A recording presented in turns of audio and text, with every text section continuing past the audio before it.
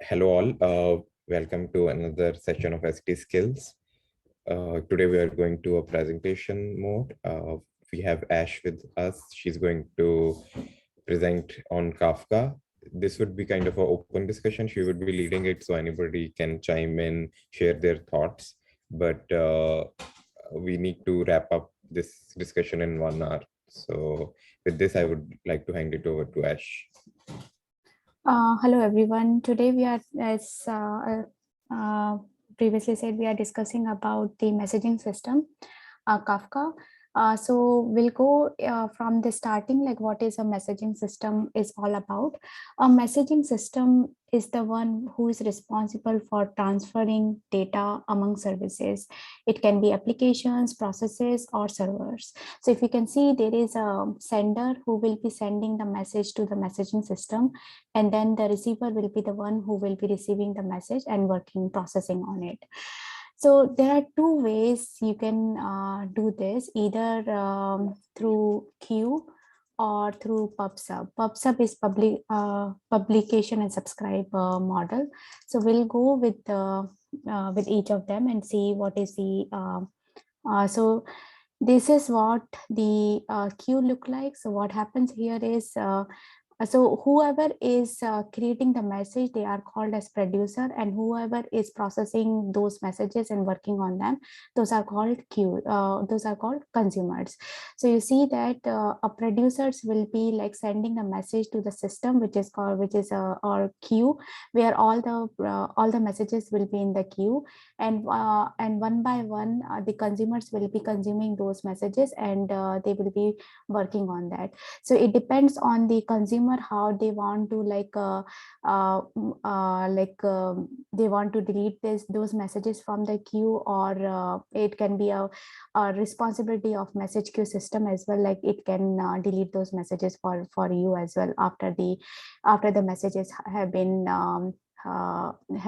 read by the consumers.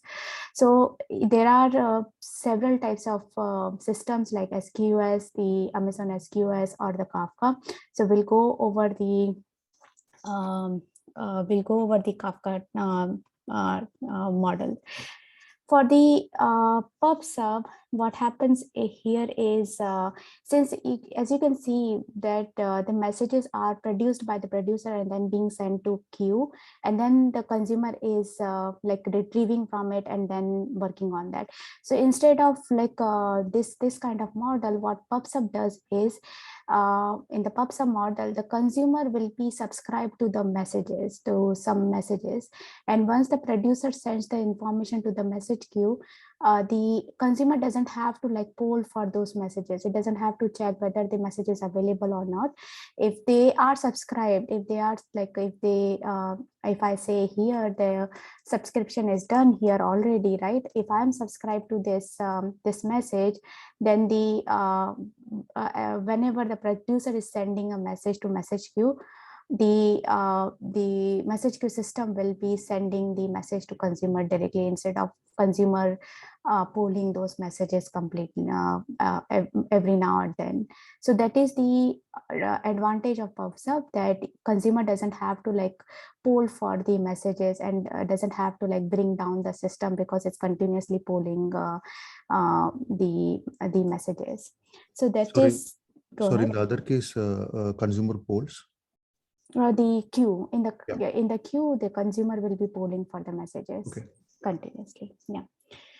So that is in the PubSub, the system which we call message queue is called as message broker. Instead of message queue, it will be called as message broker, because it's the one who is sending you the messages to the consumer.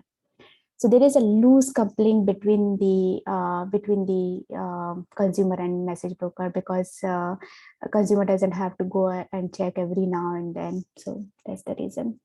So when this happens, right, there are certain sorry, Kafka is a queue or a PubSub, like, or it can be used as both? It can be both. So that's the messaging system like property. It can be worked as both, like you can have a queue, or you can have the PubSub as well. Like, yeah, depending on your use case, we can work on that. The main properties of this system is the messaging system is the message buffering. So the broker is the one will be keeping all the message in its buffer, right? So suppose the consumer is not available, then the message will be here in the memory for the message broker. And then whenever things are completely, like whenever the consumer is able to consume them, then those messages can be deleted safely from the message broker. So that's why it gives you the ability to store the messages in the buffer. That's the first part. The second part is the guarantee of message delivery, because if the message goes to message broker, right, or the message queue, right, those messages will always be delivered to the consumer. So that is the message guarantee this messaging system provide. And then the third thing is the providing abstraction. So there is a because there is the producer doesn't care about how messages are sending are consumed by the consumer, right? So there is a loose coupling here, and there is a abstraction happens in the system, because producer is not worried about consumer and consumer is not worried about the producer. So there's the abstraction this messaging system provides. And then the fourth thing is the scaling. Like you can suppose you have multiple consumers consuming your messages, right? So you can so suppose you have multiple producers sending messages to your queue, and you are running out of the queue capacity. Then what you can do is simply you can add more nodes here, and that will be that's how you can scale up. And suppose there are bottlenecks in the consumer side, then you can add multiple consumers here, and then those consumer will be able to consume the messages quickly. So that's kind of the scalability you can provide. So that's why we need this messaging system. Any questions about the why we need this messaging system before we go in depth about Kafka?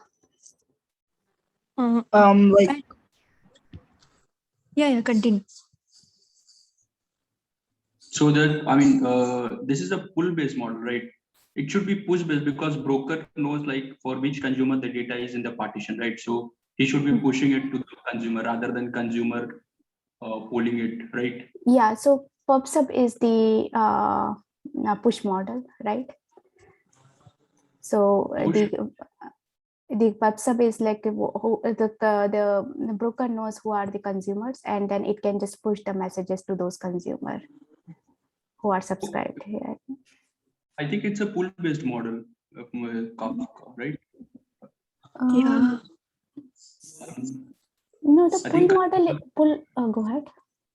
I'm saying consumer will be pulling the data, right? Well, Zookeeper will inform the consumer that this data is available for the given partition. In the given partition, the producer has produced the message, which will be informed, their offset will be set in your Zookeeper, right? And then consumer ask the Zookeeper that if there is an offset for the given partition, then he'll be pulling message from there. Yeah, but then consumer is now polling Zookeeper.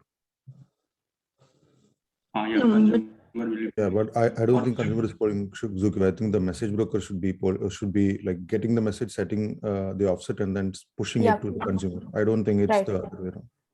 Right. Yeah. Actually, consumer asks now when it requires that particular topic or a particular topic and then partition. That is what pull-based, right? If consumer is asking. See, in case of poll, you will always have a response for every request the consumer makes. But in case of pool, you won't be getting a response, right? There might be a waste, there might be no new data pushed to that partition to which the consumer is subscribed, right? That request would be a waste in that case.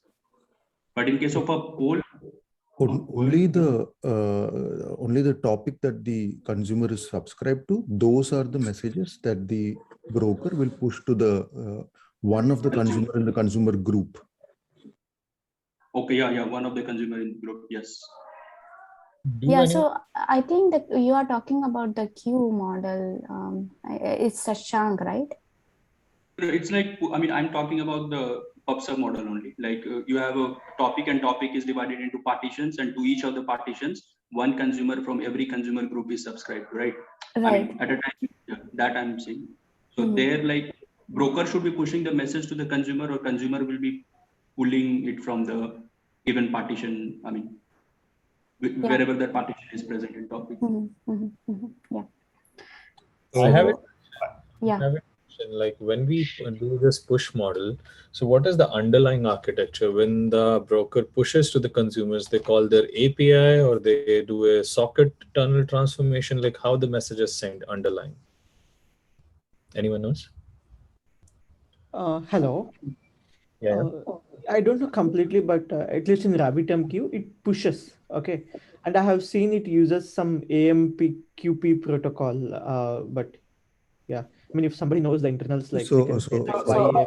I guess With MQ, they have a underlying TCP/IP connection open to all the consumers. That's So why when you get a message, it's just pushing, and that is also the reason why if one of the consumer dies, the RabbitMQ knows that okay, this guy has died, and he will not push it back. It keeps record of I have all these TCP connections, and these are my consumers. So you just push it to down to all the consumers in that TCP connection, open TCP connection. So basically, Here also we have find and forget query, right? Yeah, you just throw the message into the broker, and then whether it is received by the broker or not, the producer doesn't care about, right? I mean, whether that message has been received in broker, right? There is an acknowledgement. Yeah, it depends on the settings of the Kafka. You can define the setting whether you want to have some ACK from broker or not. Right. So one question, just from a programming API standpoint, right?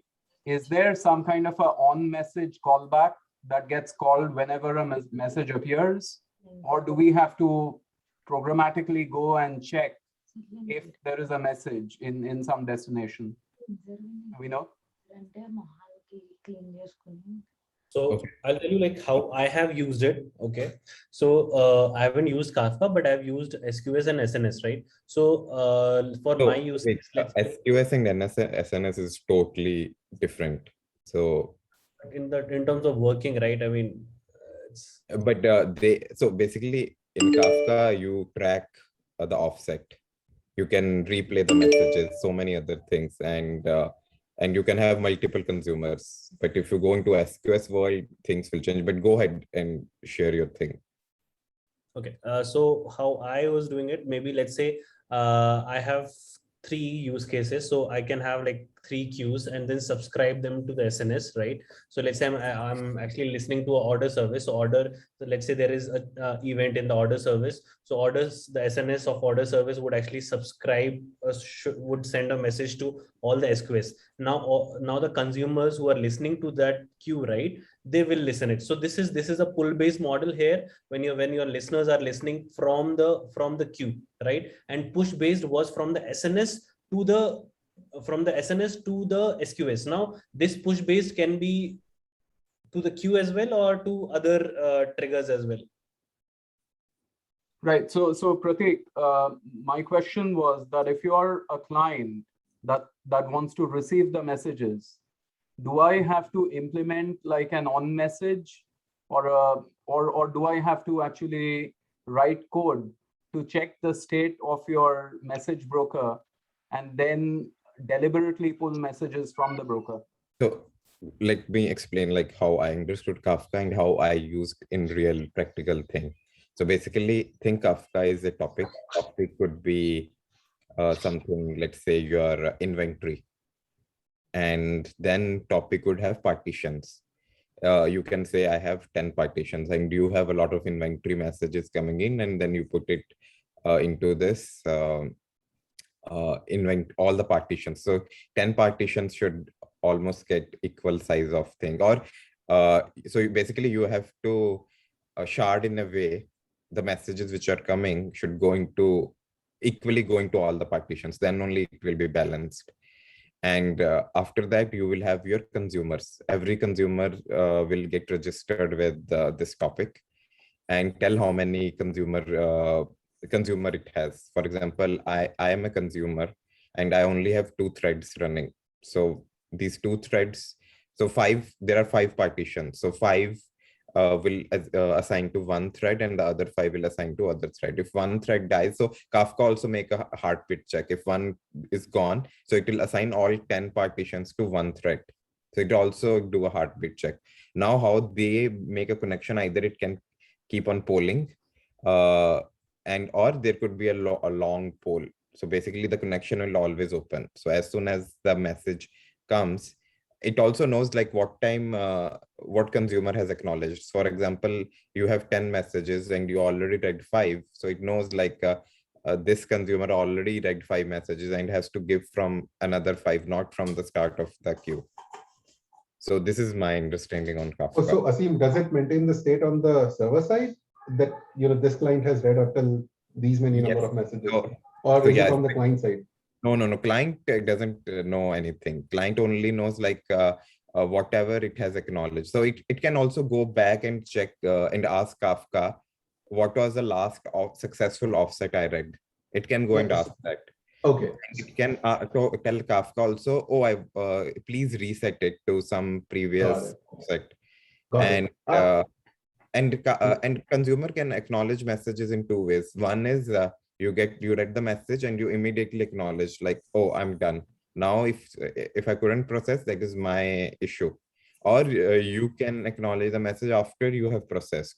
So you can say like, oh, I have processed this message, and then Kafka will mark the offset it will increment the offset basically. Yeah, I see the point there. The reason it has to be on the server side is because let's say if the client dies and we spin up another client, which is again starting to poll, it should know till which point the client has read, so that it doesn't start from the very beginning. It doesn't reset the count. It has to basically start from the point where the previous client crashed. Yeah. So, but with this, I would like to hand it over to Ash. Yeah, because she is leading the discussion. Yeah. So I have one question here. So the topic and partition I understood. So basically, my understanding is offset is Kafka used to keep keep track of the messages that it sent, or to keep track of the acknowledgements or the messages it sent. So like, what is for offset? Can we discuss that that question for later? Okay, purpose? sure. Because we just get started with Kafka. Okay, sure. So I would say let's park our questions because Ash is going to anyhow discuss few of them. So let's hold on. Yeah. So we just talked about what is messaging system is all about. We didn't go about the details there, but now we want to go and get started with Kafka. What is Kafka? Kafka was introduced by LinkedIn in 2011 as an open source, and this got very popular in few years. And basically, it's a as we said like before, it's a publish and subscribe model, and store streams of record in fault tolerant way and process streams of records as they occur. So I think you all know what is Kafka all about. We already talked about the messaging system. We talked about the benefits of the Kafka as well, the reliability, scalability, and durability. And so the basics of the Kafka, this is the one thing is, so here what the Kafka runs as a cluster on one or more servers, and Kafka cluster stores streams of records in categories called as topics. So this is the most important thing in the Kafka. Like you can divide your messages into the topics, and then each record consists of a key, a value, and a timestamp. So let's talk about what is a topic. So a topic is a feed name or category to which records are published. Topics in Kafka are always multi-subscriber. That is, a topic can have 0, 1, or many consumers that subscribe to the data written to it. For each topic, Kafka cluster maintains a partition log that looks like this. So what is happening is, so you divided your records into the topic, and then those topics are divided into the partition.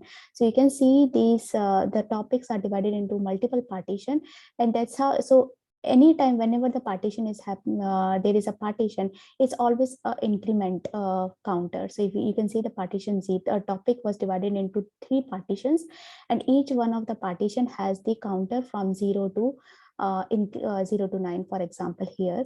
So whenever the write is happening, the write will always, it's like append only partition. So write will always append to the last last index. So for partition 0, the write happened at 12, and whereas for partition 1, the write is creating a new partition at new segment of 9th index, and similarly to partition 2. So that is the most important thing here, is it's a write only log, write ahead log, and the partitions are always incrementing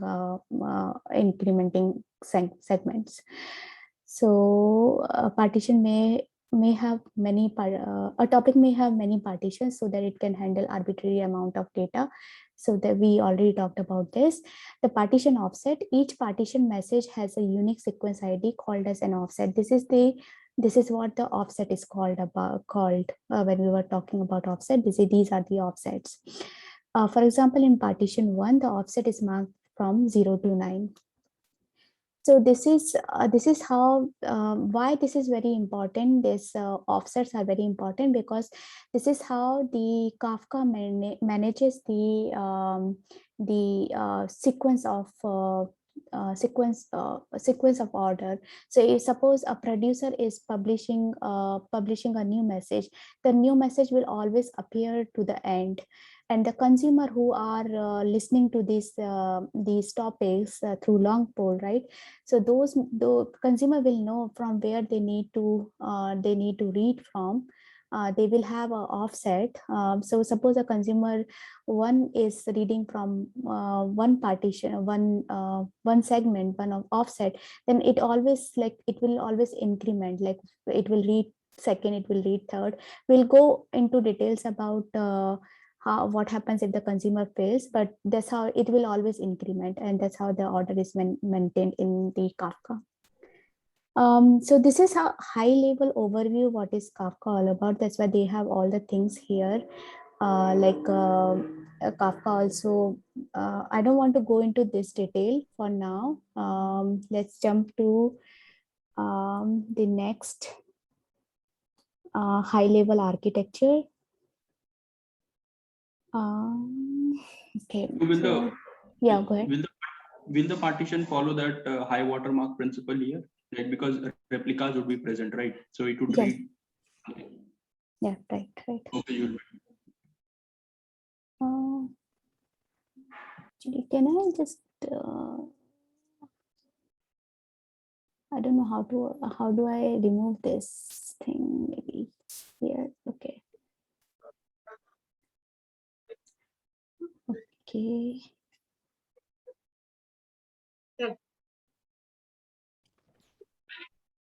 Sorry, I had a basic question. Like, since it's the hub sub, right?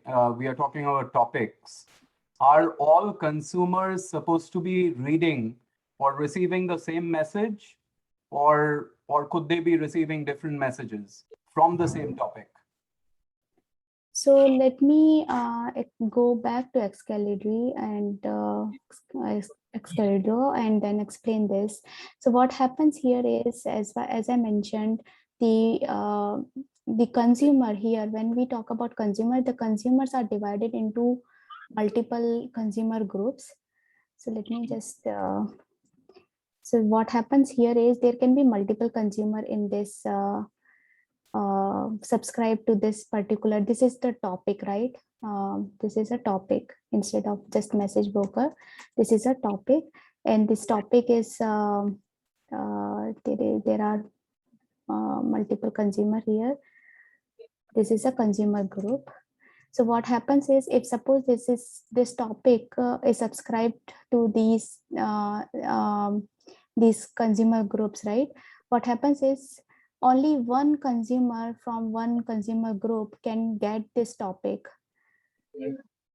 Similarly, so the one consumer group can subscribe to multiple topics. So suppose this is a topic 1 and this is a topic 2, right? Then the topic 2 can be received by this consumer group as well. So did I answer your question?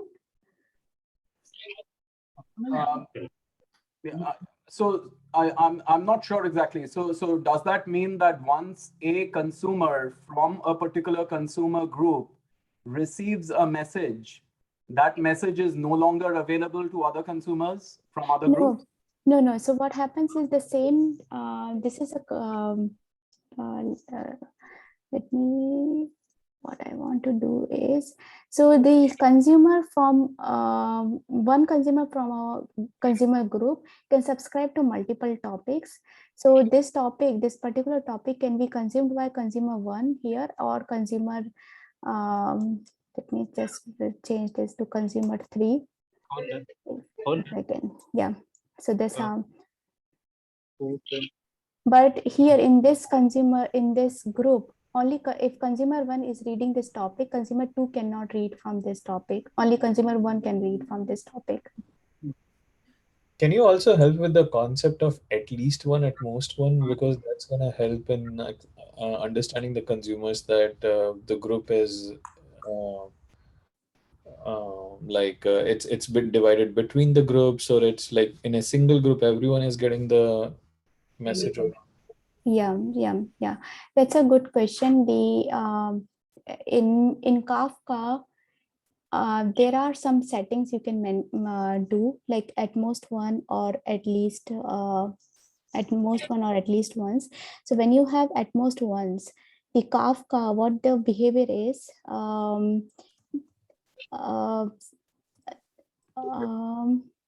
you set the so there are things which we didn't discuss before. Let's discuss that as well. So what happens here is when I am subscribed, so as I mentioned here, let me just write down this. So each topic has multiple segments, right? Each topic is divided into multiple partition, and each partition has multiple segments into it, right? So what happens here is, how does consumer know that I need to read from 0 offset or the 1 offset? So what happens here is these offsets are added into the system called as Zookeeper. So Kafka manages the Zookeeper. So if I can write here. So all these offsets are set here. So whenever a consumer writes, consumer reads from this topic, right? So after the consumer has read the topic, what it does is, after some time, like it has the settings which is called as the interval millisecond. After that setting, what it does is it sends the information to broker saying I have finished reading till here, and the broker is the one who will go and keep the information into the Zookeeper that this consumer 1 has finished reading till offset 1. Suppose, for example, that's the thing it does. Like broker, what it will do is it will just say consumer 1 has read till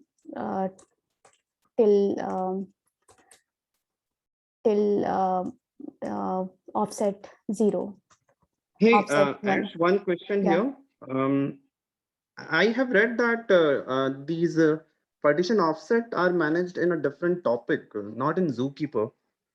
Can others also pitch in? Like, are the offsets maintained in Zookeeper, or is there a different topic? Yeah, Nick has responded on chat, right? Previously, it was in Zookeeper. I believe that now they have pushed it to the Kafka topic. Right. So I will go into that later. What changes they did is, because if you see because there are multiple nodes here in the Kafka, right? Each broker is maintaining some topics, right? So there are multiple nodes at a time. So someone needs to check the status of all the nodes. If some node is down, they need to like make sure we create more nodes. So previously this health status check was done by Zookeeper. Zookeeper was the one who was doing all the health maintenance. If some node is down, it used to like create new nodes, or used to like get the heartbeat from the all the nodes. Now what they have done is in the new because Zookeeper, maintaining a Zookeeper is really painful. Like whoever is working on Kafka, they need to understand Zookeeper as well. So what they did is they introduced a term called as Kafka leader or something, Kafka broker leader. I don't remember the term completely. It's the leader for all the brokers, so all the nodes. So what it will do is it will do the health check and all. And since they wanted to move away from the Kafka, so what they are doing now is this offset record is now being recorded in this leader as well. So that's how they are moving away from the Zookeeper. Yeah. Okay, so I think you already have this clear concept that each topic is divided into multiple partitions, and each partition will have some offsets, and consumer in the one consumer group will be reading from that partition, and it will know after some period of time it will be sending the information to broker that these are the offset I have read completely, I have processed completely, make them, I don't want to read them again. So the information can go either to Zookeeper or it can go to broker leader, and this is how things are done. So what happens here is suppose there is a scenario that the consumer, this particular consumer is down, right? So now the consumer, this consumer went away, then consumer 2 needs to go and read from this particular topic. Then how does consumer 2 know like what happened with the what was the last offset the consumer 1 was reading? So that's why there are some settings you can do here in the Kafka that is called as at most once, at least once, and all those. So what you do here is you can configure this type of consumer. You can set the enable auto commit to true. And so one thing I forgot to mention is, so whenever a consumer sends the information saying I have read this this offset, right, those things are called as commit message. That is called as commit message in the Kafka world. So yeah, so it says enable auto commit to true, and this is the setting I was saying is you can control this setting as well, like interval.ms. So if you have this this setting as very minimal, then after every whatever the second we are mentioning here, the consumer will be sending the information to the broker, the broker leader, saying this much I have read. So you can control this. So, and do not make call to consumer.commit sync from the customer. With this in configuration of consumer, Kafka would auto commit offset at the specified interval. So this commit, so what you do here is when a consumer is configured this way, there's a chance that consumer could exhibit at most one or at least once behavior. Since at most, what does at most once means is the message will always be meaning that all the messages which are in the partition will always be delivered to the consumer. All the messages will be delivered. There is a guarantee there. But if you are receiving a duplicate, the Kafka broker doesn't guarantee that part. That is the no, that is the at least one. Sorry, at most one is you will be delivered at most one message from the partition. And if suppose you can lose one of the message in that sense. Can someone say this is what I remembered? If someone is thinking differently, then please chime in. Yeah. At most one scenario happens when a commit interval has occurred, and that in turn triggers Kafka to automatically commit the last used offset. Meanwhile, let's say the consumer did not get a chance to complete the processing of the message and the consumer has crashed. Now, when the consumer restarts, it starts to receive messages from the last committed offset. In essence, consumer could lose a few messages in between. Yes.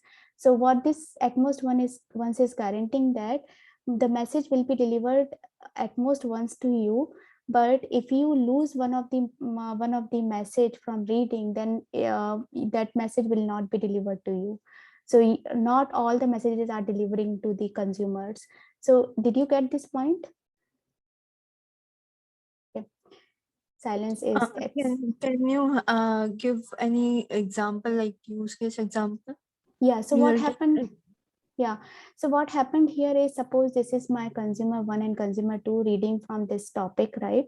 And the consumer 1 read till this offset, till one offset consumer 1 read, right? And it is now processing the the topic, the message 2, right? And suppose it read the message 2, but it failed in between, it crashed. Then what happens is the Kafka knows that because Kafka knows that the topic was already been offset was already been read till 1, right? So Kafka knows that when the consumer 2 comes into, consumer 2 says that, okay, give me the topic from here, then what does Kafka do is it will start sending the topic from the topic 3. It won't send the topic 2 because Kafka knows 1 and 2 are already read from the consumer 1, because Kafka broker is tracking all these things for you. So the consumer 2 will receive message from 3rd. So you what happened here is you don't know what you didn't read the message 2 in that case. Does it make sense? If I tell that I am at most once, means I am referring to the message sent by the broker to the consumer. Number of times the message sent by from broker to consumer. Consumer, yeah. At most only once one message will be sent to the consumer. Yeah. So if I ask that exactly once, means the broker will send the message exactly once to the consumer, right? Right. Exactly once is very hard to achieve because there can be it's not like easy in the distributed system, like exactly once you are getting, because that means it's saying that you are reading all the messages at least once, but there is a guarantee like this scenario you didn't read two message, right? So that's why at least exact once is a very hard to achieve. No, my question is there are 3 terms, right? Exactly once, at most once, and at least once. At least once, we are aware that it minimum one time it will send message, minimum one time. It can send many times, right? Many times, yeah. Duplicate messages can be sent there. Yeah. So I am a little bit confused about the terms exactly once and at most once, because like at most once is maximum once, but so at most one is at most once telling that I will not send that message, or I will send it maximum once. But yes, not send message is not, option is not available. Is it available? So for at most once you are sending the message to the consumer, right? But there is no guarantee that all the messages will be sent to the consumers, right? That is the at most once. Exactly once meaning all the messages will be sent to consumer exactly once. So are we guaranteeing in exactly once that it will be like consumer will receive that message even it fails? Yes, I think exactly once, that's what I read. Exactly I'm a once little bit is confused about the terms like at most one and exactly once, because at most one has another 2 branches, either 0 or 1, and 0 is like, do we have an option in do Kafka have broker have the option to not send the message? No, 0 so think of it this way. So let's say if Kafka sent some messages and now it moved its offset further, and then maybe those messages are lost. So in this scenario, the at most once case is true, right? Because it did not send the messages and it skipped those offset. So that is the situation where the at most once comes into the picture. Because as a Kafka system, I just sent you the messages, but you did not acknowledge to those messages, and maybe those messages are lost in the network pipeline. So now I moved my offsets. So maybe you got the messages once or you did not get the messages. So this kind of situation is at most once. So in other words, at most once is basically for optional messages, and exactly once is for required messages, right?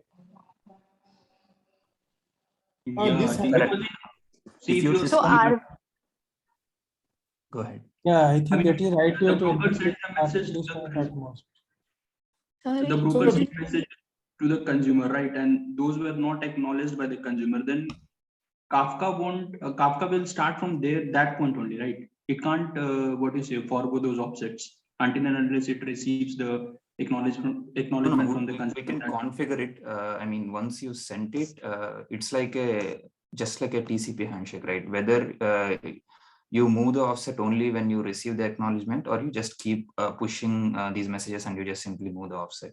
So I think it depends on how they configure the cluster.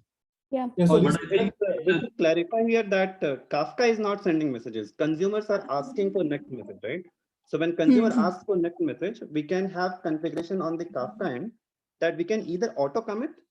I mean, even if consumer is not sending acknowledgement, we can auto commit on the Kafka's end, or we can wait for consumer that send me acknowledgement and then I'll commit that message.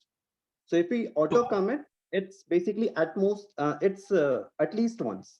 No, at most. At most. Auto commit is at most. Yeah.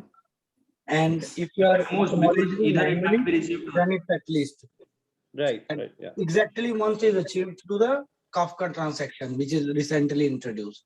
For at least a transaction, we need acknowledgement, right? Sorry, message is got delivered, then we got acknowledgement, you go to commit message, and at most you don't wait for commit acknowledgement, you just commit the message, right?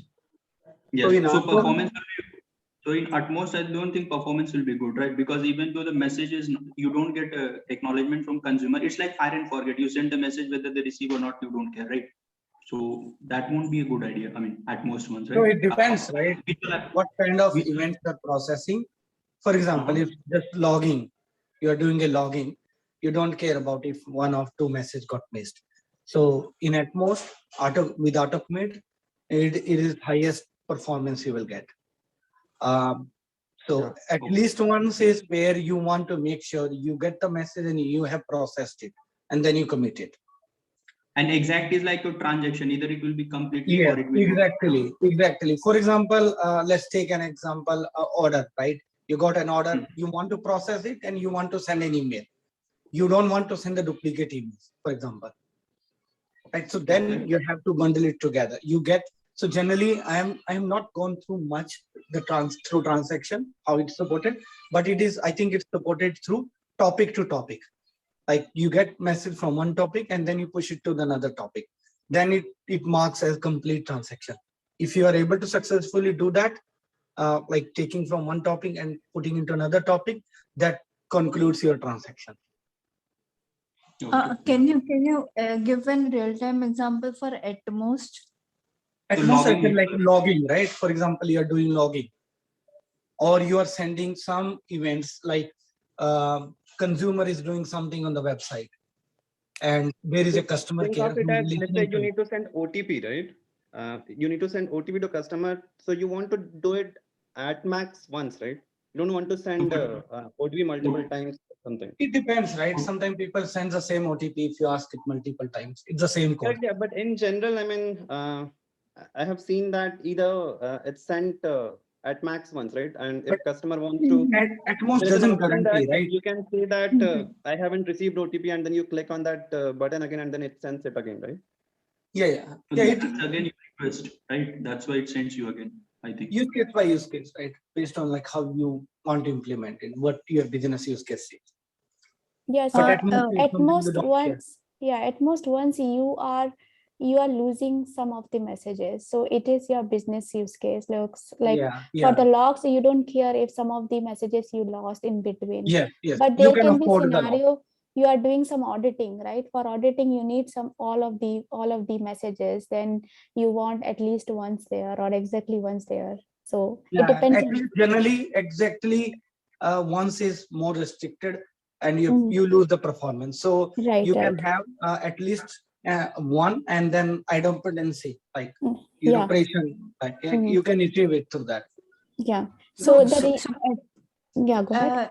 Quick question: at can least somebody explain how exactly once is achieved? I mean, how do we perform distributed transaction here? Because our two systems are not in the same machine, right? So in under the exactly once, what happens is the consumer puts the message processing, right? Consumer will say, okay, I have processed the message ID 1, and then offset will increment in that transaction. Okay. So this will ensure that the offset increment will happen only if the whole transaction is complete. If the consumer crashes while it is processing, the transaction will be rolled back. It's the similar as the database transaction, right? So the transaction will be rolled back and the offset will not be incremented in that case. So that's how you will achieve exactly once there.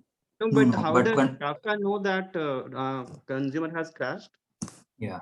So let's say the consumer is the one who is doing this offset commit, not the Kafka. No, so I think it's not just limited to offset commit. That's what I'm saying. I'm not going through. I think within timeout, if you don't receive the ACK from a consumer, then it will be considered either your consumer has died or the message was lost somewhere in between. But if before dying consumer has processed the message, yes. Kafka will never know that whether consumer has processed the message or it died before processing the message, right? Yeah, that's my question. So what if Kafka emitted a message and consumer actually read the message and did all its operation, but the ACK was lost? So now I doubt it is work in that way. I think it's from topic to topic. You have two topics involved. That's like too much of preciseness, I would say. Like, I don't think. That's, I mean, at least exactly once means obviously we need to take care of all these considerations, right? So that is definitely a possibility. Okay, so you are saying that broker sent a message and consumer has read it, but ACK couldn't be sent. So then it will be considered as that it's not read because ACK was not. Yes. The transaction will be rolled back. Yeah. Exactly. But that's at least once, right? But that is at least once, no? No, the transaction will be rolled back, right? If you didn't get the ACK, then no, guys, you don't have to manage the acknowledgement yourself. Okay, Kafka transaction is little different. It is from topic to topic. You have two topics, one source topic and destination topic. So you receive from source and you put into destination. That completes the transaction. If somewhere it failed, it is rolled back. So you don't have to do anything yourself. Okay, and it is not like other traditional transaction where you could have different sources or different kind of sources.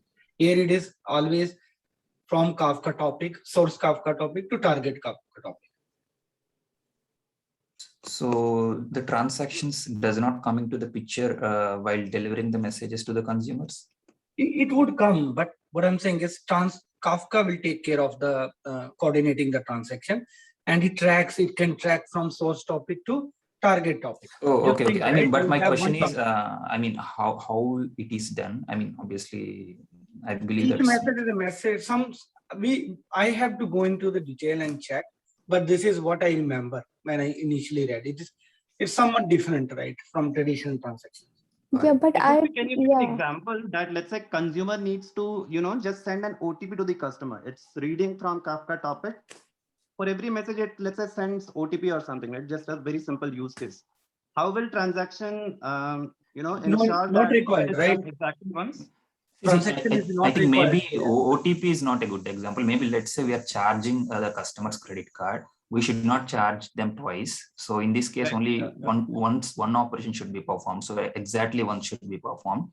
And also at most once does not work because we can't give the item for free. So only once the customer should be charged. In this use case, exactly once will come into the picture. Yeah, maybe can someone give an example for this, that how will transaction help you?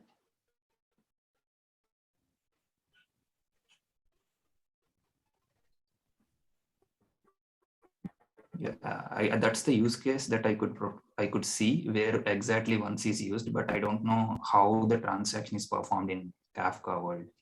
So yeah. Yeah. So again, I said like, there are multiple ways to implement certain things. You can think of like order processing. You got the order. Now you want to send it for fulfillment, right? And you want to do it in one step. You don't want to send two different messages for the fulfillment. Sorry, why does Kafka needs to do this? Don't the consumer have to be idempotent? Yeah, you can always do. Like in microservice world, you can manage some of the things. I can say, okay, my fulfillment will just override if duplicate comes. For example, Right, like email, for example, email sending. Right? Email you cannot roll back, and you don't want to send duplicate email. For in the price or the order thing that was mentioned earlier, the consumer, once it gets the message, it will put it in some database or somewhere to say that, okay, this is under this state, under processing state. So that if somebody gives me a same message ID or the same thing again, I'm not going to process it. Yes, on the there consumer are state. multiple ways to solve the problem, right? Yeah. If we're talking about just Kafka, I want to use Kafka as an event sourcing, and I want to manage everything like in a transaction fashion. Then we can use it. But there are always a way where you can implement it through your, maintaining the status somewhere and then, checking it. Yeah, so that's a workaround which somebody else is proposing. Basically, like transaction, we have a unique ID, and once you receive a duplicate, we will easily identify on the consumer side. So that's a workaround. But my question is like, how do we even prevent, sending the duplicates? I mean, because not on all the use cases we know the unique IDs, right? Some might have, streaming data, where we need to identify unique events, something like that. Correct. So is the responsibility on the consumer to check for duplicates, or is that a guarantee provided by Kafka that you would not be receiving duplicates no matter what? So at most once is the one which is guaranteeing that you are not getting any duplicate message there. The way they are guaranteeing is they are like not sending all the messages, right? Yeah, they're simply moving the offset the moment you request for the message. And at least once is the one who will be sending all the messages. Like the messages can be duplicate there, and it will be the consumer responsibility to make sure they are reading they are processing the unique message ID there. Idempotency needs to be done by consumers in that scenario. That is deduplication, which is performed by consumer, right? I mean, there can be some way which consumer is doing. Maybe they maintain their database at their own and do that. But how does exactly once work in Kafka? That Kafka, how does Kafka guarantee that it will exactly send message only once, right? Using transaction. Yeah, so I don't know much about exactly once, and we can go about that maybe next time. I have not read much in this. I guess the underlying question over here is that the acknowledgement from the consumer is critical for any of these paradigms to work. So if that is lost, how would Kafka guarantee non-duplication of messages? For at most once and at least once, it doesn't care, right? It's the exactly once where these things are getting ACK is important. At least once also it should care, right? Yeah, you can get the duplicates in at least once. At most once, you will not get the duplicates. Basically, at most and at least are easy to implement. Exactly is always a big deal to implement. So looks like from this discussion there is some way, but none of us know how exactly does Kafka does this. So maybe we can skip this part and proceed further. Yeah. Okay, I think we have enough knowledge here. The next thing I wanted to talk about is very cool thing which I read in Kafka is the when whenever we talk about Kafka, it is the most proficient, the messages transaction, the messages delivery is happening very fast in Kafka. And why that is happening very fast is very internal to Kafka, and they have achieved something called a zero copy principle. I don't know how much you know about this, but I wanted to talk this in this meeting as well. So there is a Medium topic. I can send you link here. This describe like what makes Apache Kafka so fast. The reason is as I was mentioning you previously, like all these in the partition, all the segments are incrementing. The producer is writing at the end, and the consumer is reading from any offset, right? So this is the exactly how things are done. But what is zero copy principle here is they have achieved something called a zero copy principle. What happens here is whenever we fetch the data from the copy, we send it over to the network, right? And to fetch from the data from the memory, it copies. So I'll give you one detail here.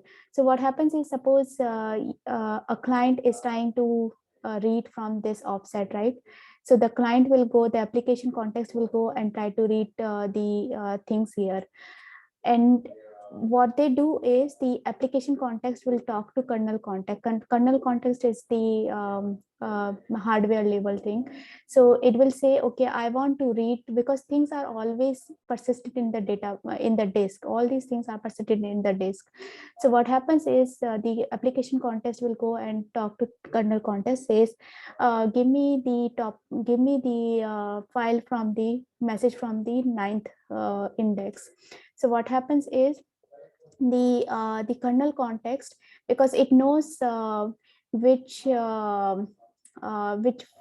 index you are reading from, it will directly go and read from the disk, and it will directly send it to the socket buffer. It will directly send it to the socket buffer, and the socket buffer will send over to the network directly. So there is no application context happening in between. Like the data is not read from the disk and then send it to the application, and application is not responsible for sending it to the internet. That's how things are done in normal way. But in Kafka, things are a little bit different, and that's how they are doing. There is a so how does internally it works is you do this, you read from the file disk, what buffer, how much buffer you want to read, and what is the length of the buffer, and then you do a socket.send to send it to the socket. So this is how things are done. So application context will go and read the buffer, and then application buffer is the one who is responsible for sending the information to the socket, and then socket will send it to the network interface. This is how the normal context switching works in traditional scenario. But in this scenario, the zero copy scenario, the data is read from the disk and then it is directly sent to the socket, and socket will be sending over to the NIC buffer. So the way they achieve is through this function, the API called as transfer to, which knows which socket your application is listening to, and it will directly send it over the network. So that is the one cool thing I read about this Kafka, and I wanted to mention here as well. Just a quick question. What is a buffer here? Buffer is just a memory, read buffer. So you are just reading. Cache, intermediate cache. Yeah, cache. Okay, thank you. Yeah. So the data is not really copy over the heap. It's just like in the kernel, and it's sent directly to the socket. Socket, yeah. Because here all the messages, the one thing is all the messages, these messages are stored in disk. Stored in disk, and they will never ever be changed. This is what Kafka guarantees. These messages, once they are written, these messages will not be changed by Kafka. So it is better to keep this in disk. You don't have to worry about keeping it in memory because there is nothing you need to do on these things. So things will be written to the disk, and then directly from the disk the consumer will be All able these to data are persistent data, right? persistent Means data. read only data. You don't have to edit anything. Right. Yes, and I right. believe it's impossible to store all this huge data in RAM as well. So Right.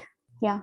So that's why everyone says like reading from disk is very painful, like it's very time consuming, but how Kafka is solving is a little bit different, and it's very like eye opening. Like you can just directly read from because things are already written in the segment, and the way they are writing it's from incrementing way of doing this. Incrementing data is very important because what happens is you get high throughput from the OS in that way, because operating system, when it's reading from the chunk of the data from the disk, what it does, it in its cache, it like you read from 0 to 3, right? In cache it also stores the information from 5 to 8. Suppose it can store that automatically. So Actually, OS gives you sequential that. read. So sequential This read. size of data is fixed, or it is also change? Sorry? The size of this data are fixed, or it is vary also depend upon that content? Means, so actually what happens is internally Kafka divides into offsets, right? So generally offset have specific size. If the data object is bigger enough, then it will occupy multiple offsets. So when you query for the next, when you query for the next message, then that next message will be present maybe in the 9th offset, but not in the exactly 2nd offset or something like that. So it depends on the size of the object. Yeah, this means offset size is offset size of the pointing. This offset is to fixed size of locus, fixed size of memory, not variable size. Okay. Right. Yeah, and other when optimization. Kafka need to let's say people commit the record, and then Kafka need to delete that record in the partition. Does it actually delete it, or they keep moving ahead? So Kafka doesn't delete the messages until suppose there is a setting you have mentioned in Kafka saying you want to once the consumer have processed the information, you can delete it, or if you have achieved this much data, like then the memory, then you can like delete the messages. I think I can answer it. So in Kafka, so first of all, it's a log based data structure. So it's append only. So you can append at the one end and you can drop from the other end. So it's all sequential. That's one of the reason it is so fast. Another thing is, like we were talking about how it can copy directly to buffer. The one reason is it stores in binary format. So you don't have to manipulate that data. So whatever is storing is ready to deliver. So that's another reason. So how it can achieve the zero copy. So quick question there: how where is the serialization and deserialization being performed? If there's no, that's what I'm saying. There's no requirement, right? It's binary. But I mean, when a client sends the payload, it might be in JSON or something like that. Yeah. So on your client SDK, you can convert.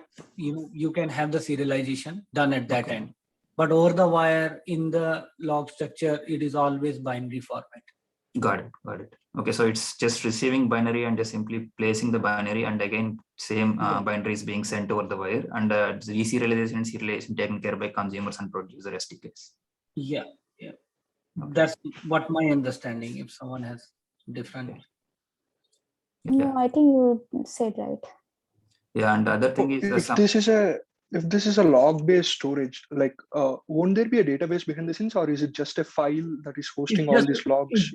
It's just a log file. Itself is on data. Log itself is on DB, right? Commit log. Yeah, it's something I think SS table only. In certain cases, right, where you are using streaming and all, you can enable the compaction as well. But in normal, it's not required. You just append and you drop from the other end. Yeah, in case of streaming like applications, let's say IoT applications where devices always fire data to you, let's say Kafka queue is consuming on the other end, there will be a memory limit on Kafka queue as well, right? Is there a way for us to add more memory to Kafka so that it won't give page error returns?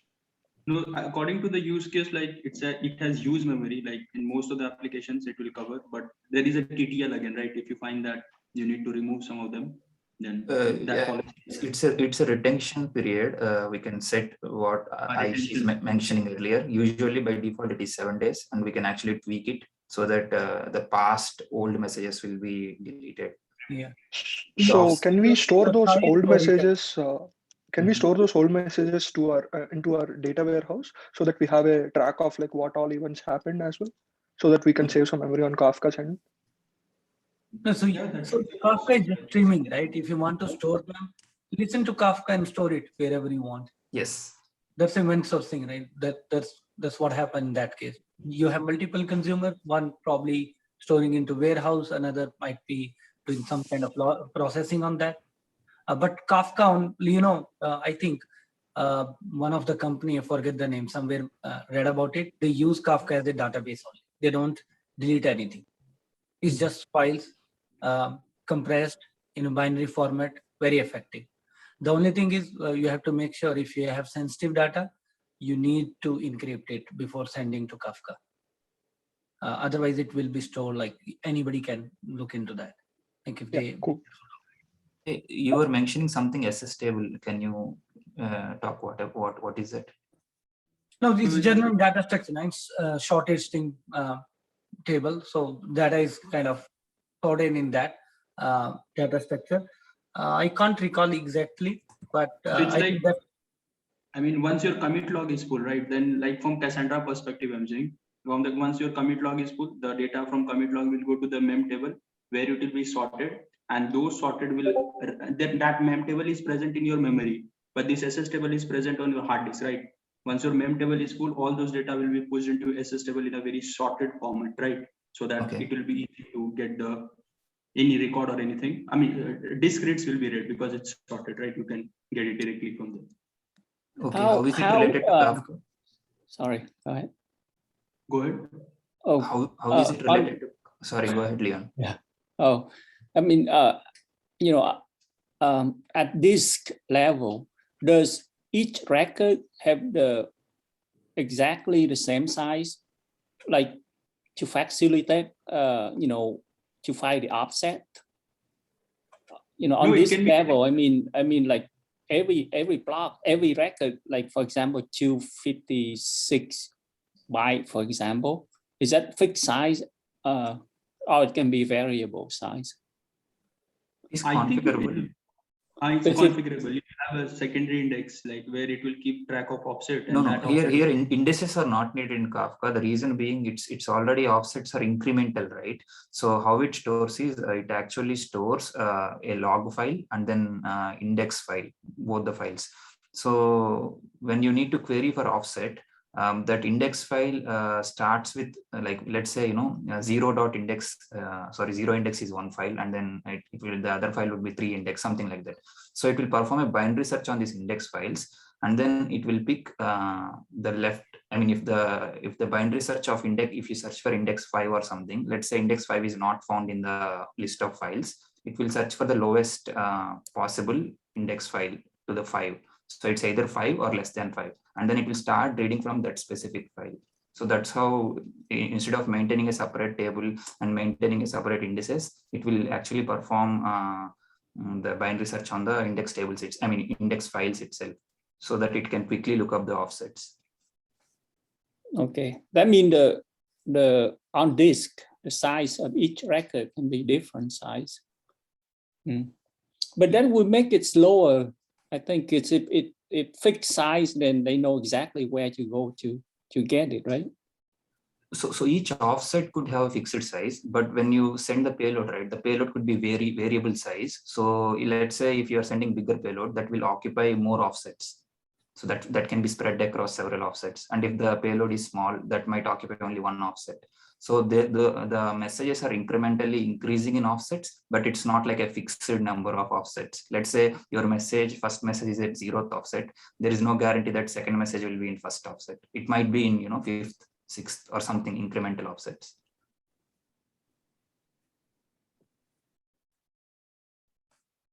Okay. Okay, Ash, Yeah.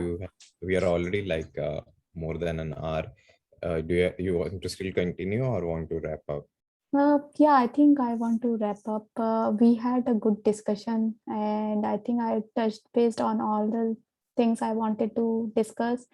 There is one thing which is which we have not discussed about the how many producers and consumers you want to have that settings. It's that thing is we didn't discuss, but yeah, I think that's fine. Okay, awesome. But I felt this session really great. I learned a lot of things today. So thank you so much for running the show. And I think it should be helpful for other folks also.